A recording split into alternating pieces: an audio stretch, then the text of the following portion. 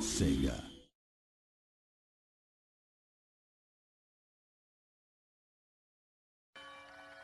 Hello there, my name's Guy Wilday. I'm the studio director of SEGA's racing studio. Here talking some more about SEGA Rally. And basically what we're doing today is showing you some of the diversity that we've got in the environments that we've got in the game.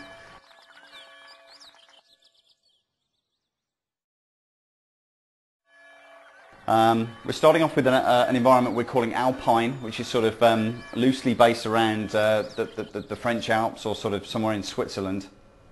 If I just fire this off now, starting at the bottom of the mountain here on some sort of bumpy tarmac surface, you can sort of see here, you can see the potholes and the grooves. If I sort of drive around here a little bit just so you can see the surface itself. Again, surfaces absolutely critical in any off-road racing game. So what we've tried to do here is really capture this bumpy tarmac, all the sort of nuances of a bumpy tarmac surface. So you can see where there's potholes, they're filled with water. There's a gravel edge that as the tarmac's sort of worn away, where there's gravel and stones. And I can actually sort of show you how this works if I just toggle our wireframe mode on.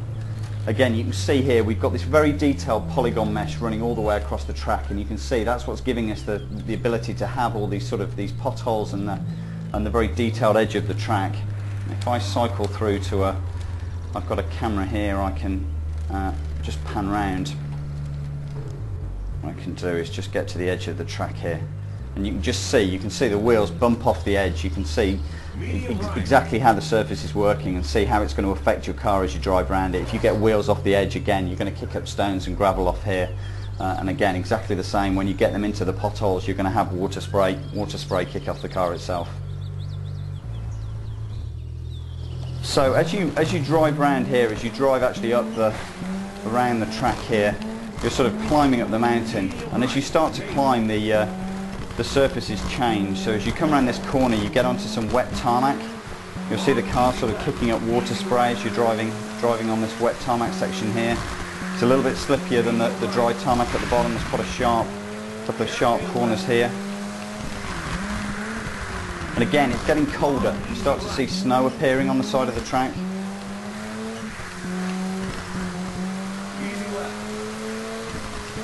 As we get around here, you'll start to see slush appearing on the track itself. And again, if I sort of spin this round here, this is quite slippery. You'll see sort of churning up slush. Again, you're carving tracks through it as the car's driving through it. This is using exactly the same system. Again, it's deforming as you drive through it.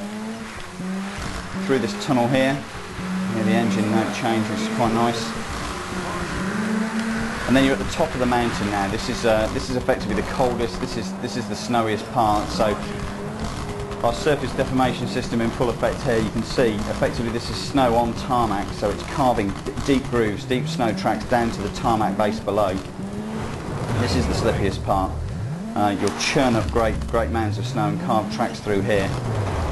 And basically, as you drive around this track, you're looking for this groove. You're looking for the tarmac base below, because that's going to give you far more grip than driving through the snow surface. You've got snow building up on the car itself. You can see as you're driving through it, you're basically getting snow sticking to the wheel arches of the car and sticking to the sides of the car. As you actually drive down the stage, as you carry on around the track and it starts to dry up, what will happen is the snow will actually melt off the car. So as you get onto the slush section and then onto the wet tarmac, you'll see the snow sort of starting to fade. And back onto the dry tarmac here, you'll see it starting to sort of melt off the car as you're into the drier section of the track.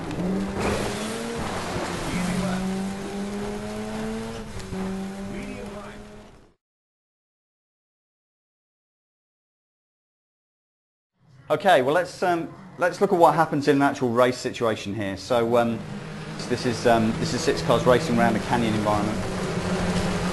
The real difference between this environment and the Alpine environment is the extreme changes of surface. You start off on this very sort of loose gravel surface, but then as you drive around the track, there are very sharp transitions onto tarmac, which obviously has got much more grip. So as you come around this corner, suddenly you're onto a tarmac surface, You can hear the tyres getting grip, and then again back onto gravel again. So real extreme changes in surface. So what you can start to see here is you can start to see these grooves appearing in the track. You can start to see this sort of line emerging, and that is going to be the best part of the track to drive on. You're going to get much more grip. You can see these cars here sort of aiming for that section of the track because they're getting more grip and they're getting more traction as they drive in that sort of deformed area.